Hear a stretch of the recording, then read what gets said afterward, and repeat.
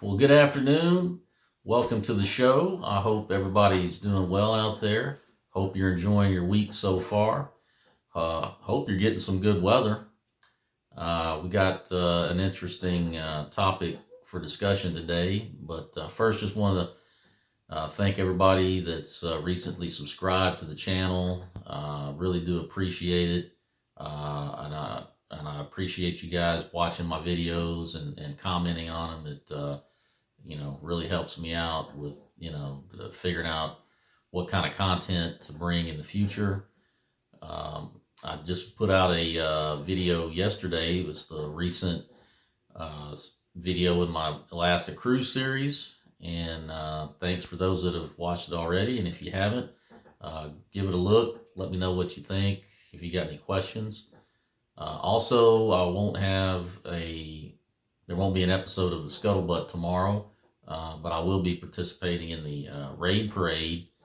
And for those of you who don't know what that is, it's kind of like a showcase for different creators. You can, you submit your videos, and then everybody goes and watches, and it's kind of like a little online viewing party, and it helps a lot of different people out. So I'll be premiering a video there tomorrow at 4:11 Eastern time. So if you get a chance, stop by and don't just watch mine, watch the others, and subscribe, like, comment. Just helps the whole community out. But moving on to today's topic, we've seen a resurgence in the cruise industry with the restart since coming out of the recovering from the pandemic. And a lot of cruise or a lot of cities have welcomed in cruise ships, and boosting their local economy with the tourism. But there seems to be one town on the East Coast, Bar Harbor, Maine to be exact, that doesn't seem to be so welcoming to the cruise industry. As a matter of fact, they passed a ballot initiative recently, or earlier this week, and it passed with 58%, that will limit cruise passengers into their city to only 1,000.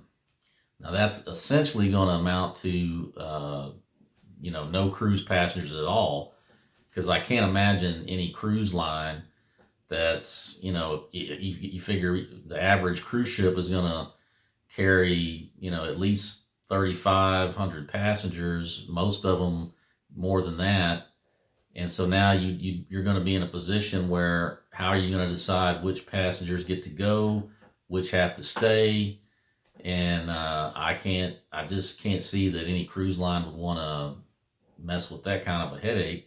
Now, that's just my own personal opinion. I haven't seen anything from any of the cruise lines saying that, but you can just picture, how that would play out for those of you that's been on cruises. And when you make these port visits, there's a good portion of folks that want to at least get off and go walk around, maybe buy some souvenirs, take some selfies, that kind of thing, grab a bite to eat. And now you're talking, you're going to limit that to 1,000, which would essentially just amount to having a sea day just anchored off the port. So, but I did a little digging into this story to get the backstory on it, and apparently, I guess this all started over this past summer. The town wanted to put a cap on cruise passengers at somewhere around 3,500, but I guess they didn't get it passed in time, and it came towards the end of the season, and there was some individuals that decided to strike up a petition to reduce the cap to 1,000, and they were able to get it on the ballot, and like I said, it passed. I believe it got 58%, and so now it will go into effect. And the lead organizer, who owns an art gallery in that town, direct quote from him: We don't need them. We don't want them. Too many in too short a time, too small a space, and in too precious an environment. I've been to McDonald's also. I don't want a McDonald's in the Grand Canyon or on top of Cadillac Mountain. So there you have it. He's flat out saying, we don't want you. And then takes it a step further to comparing cruise ships to McDonald's. And I'm not sure, if that's some sort of negative connotation. I'm not sure about that, but wow, just no warm welcome there. But there were differing opinions. There were some people that didn't want the limit.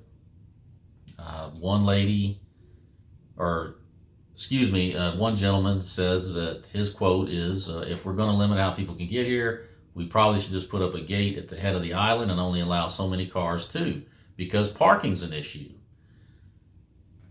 But we haven't limited the number of cars that are allowed on the island yet. And this guy that said that, he owns a family business, and they have a shop that caters to the cruise passengers down at the pier. And according to him, they'll have to close that store. So, losing businesses over this. They said that, one lady says that the cruise ship passengers account for 25 to 30% of their business.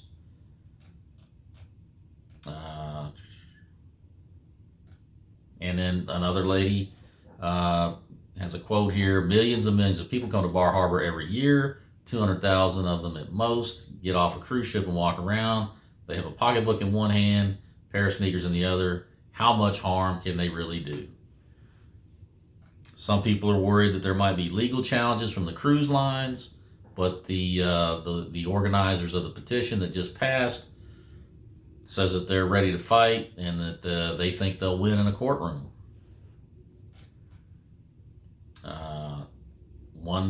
Another gentleman's worried about his future for his kids. My son right now is potentially thinking about carrying this on when we don't want to anymore, and we're like, I don't know, do we sell everything, run away, or do we stick it out and see what happens? So, it's very interesting to see something like this, and which kind of begs the question, will we see more of this kind of thing from other cities? And, what's interesting about it is the person, the lead organizer of this, he doesn't seem to have a problem with tourism. It's just cruise ship tourism. So I'm curious to know it. It doesn't really seem to cite any specific problems, but there you have it. So I don't know if any of you guys out there are looking at booking cruises that have itineraries that stop in Bar Harbor. But if you have already booked one, you might want to keep an eye on that, see what happens. Maybe call the cruise line. I'm not trying to start a panic or cause too much concern, but it is something that just recently happened, and I can't imagine that it's going to be without some wrinkles. But there you have it. That's today's topic. What do you guys think about that? Do you think that's good? Do you think it's bad? And if you're on a cruise, if you've booked a cruise that has that port on your itinerary and that gets canceled or rescheduled, how is that going to affect you? But let me know in the comments. I hope everybody has a great day. And I hope you guys have a great weekend coming up. And I will see you around the way. Fair winds and following seas.